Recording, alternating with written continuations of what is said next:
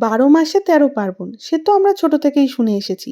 কিন্তু বিবাহ পার্বণ এর এক নতুন সংযোজন।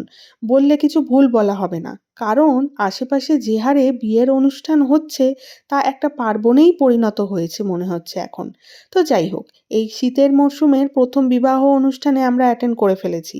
আর সেখানেই মেনুতে কি ছিল তোমাদের সাথে আজকে চটপট শেয়ার করে ফেলি। আমার হাসব্যান্ডের এক্স কালিগ দেবাশিস আর প্রিয়াঙ্কার রিসেপশন মেনুতে প্রথমেই পাতে পড়ে গিয়েছিল পানির পাসিন্দা উইথ সালাড আর সস।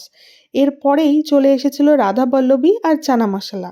আর তারপরেই ছিল গরম গরম ভাত আর ভেজ ডাল, সাথে আলুর চিপস। আর এই কম্বিনেশনটা তো আমার অল টাইম ফেভারিট। এরপরেই পাতে পড়ে গেল গন্ধরাজ কাতলা।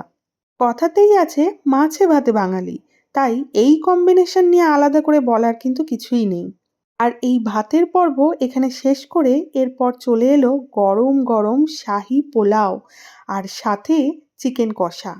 আর এটা দেখতে যেমন সুন্দর হয়েছিল, খেতেও কিন্তু দুর্দান্ত হয়েছিল। সত্যি কথা বলতে এটা খেতে আমার এতই ভালো লেগেছিল যে এটা খাওয়ার শেষে আমি রাঁধুনির থেকে জেনে এসেছি এর রেসিপিটা।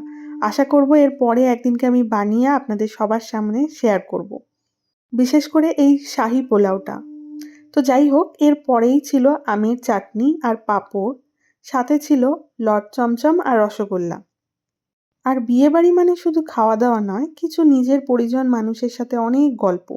আর এই বিয়ের মেনুটা তোমাদের কেমন লাগলো অবশ্যই জানিও। এরপরে আইসক্রিম হাতে আবারও বাড়ির পথে আমি রওনা দিলাম।